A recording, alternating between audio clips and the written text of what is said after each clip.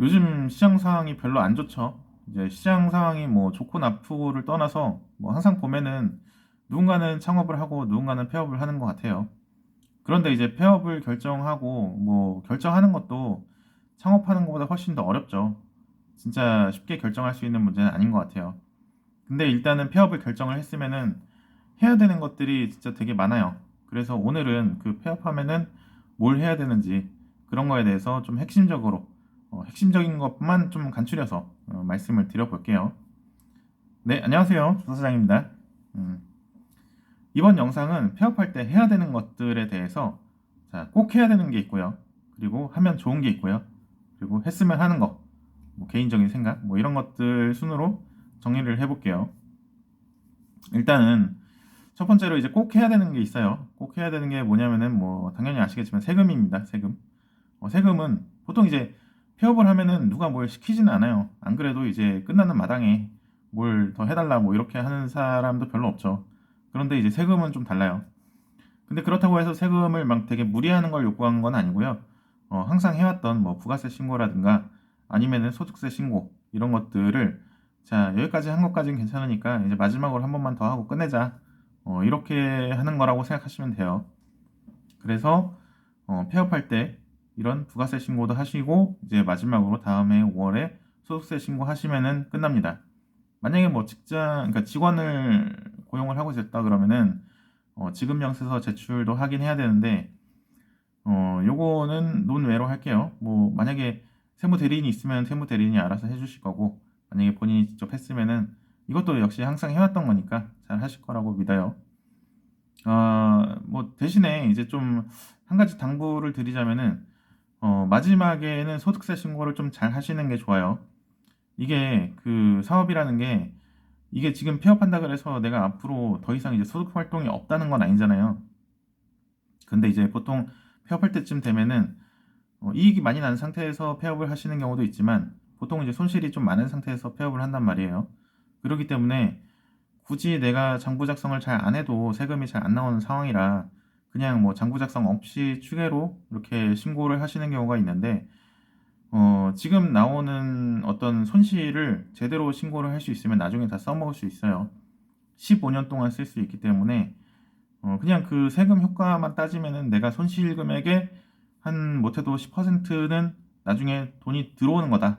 이렇게 생각하시면 됩니다.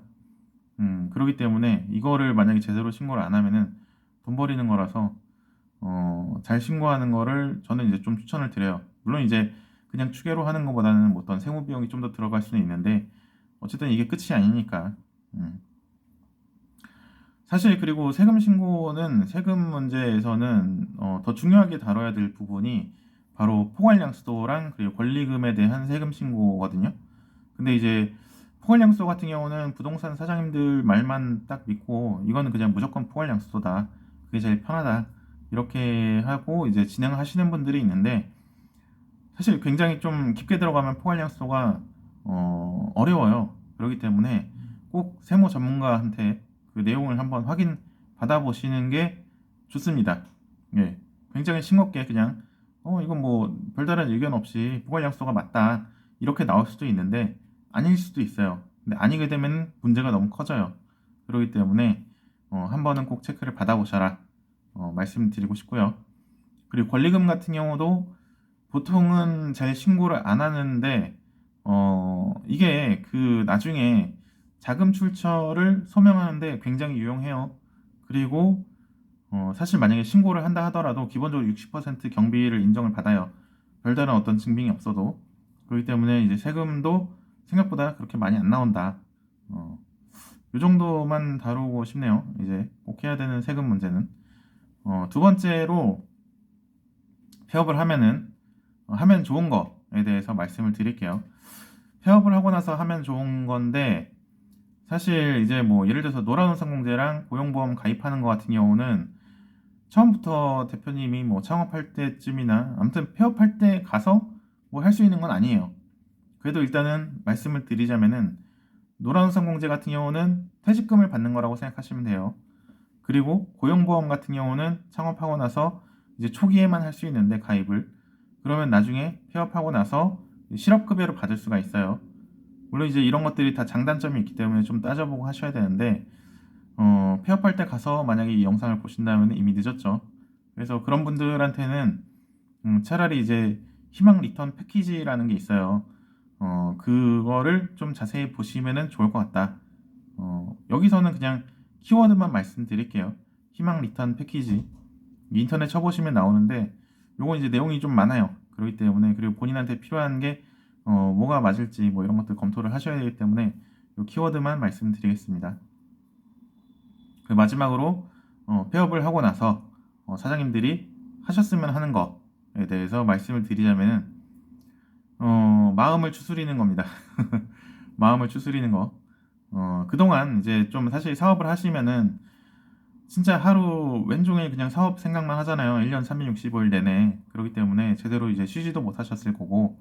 그렇기 때문에 이제 폐업을 계기로 좀 약간 쉬시고 마음을 추스리는 게 그 시간이 굉장히 필요하다. 왜냐면 이제 사업하시는 분들은 사실 폐업한다고 해서 끝이 아니에요. 그렇기 때문에 그냥 내가 사업하는 어떤 과정에서 생기는 그냥 하나의 그냥 통과 의례 같은 그런 거예요. 그러니까 누구나 폐업을 합니다. 예, 누구나 폐업을 하고 그 다음에 또 재창업의 과정을 거쳐요. 그렇기 때문에 내가 폐업을 한다고 해서 뭐 세상이 무너지고 이런 게 아니기 때문에 뭐 다 잘 지나가요. 그래서 이제 좀 쉬시고 마음을 추스리는 거를 집중하시는 게 중요하다. 그래야 나중에 다시 또 재창업을 했을 때 더 잘 될 거다. 음. 사람마다 이제 좀 일을 하지 않으면 좀 병이 생기거나 이러신 분들도 간혹가다 있기는 해요. 특히 이제 좀 나이 드신 분들이 더 그런 것 같아요. 이제 평생 동안 일을 해왔던 어떤 습관이라든가 그런 게 있기 때문에 잘 못 쉬는데, 그런 게 아니고, 그리고 또 약간 여유가 있다면은 좀 길게, 내가 진짜 지겨울 정도로 좀 쉬어보는 것도 나쁘지 않다. 인생은 어차피 한 번뿐인데 이런 경험도 있으면 좋잖아요. 네. 아무튼 폐업하신 분들이 만약 영상을 보신다면 마음 잘 추스르시고요. 고생하셨습니다. 오늘 영상 여기까지 하도록 하겠습니다. 이상 조사장이었고요. 네, 감사합니다.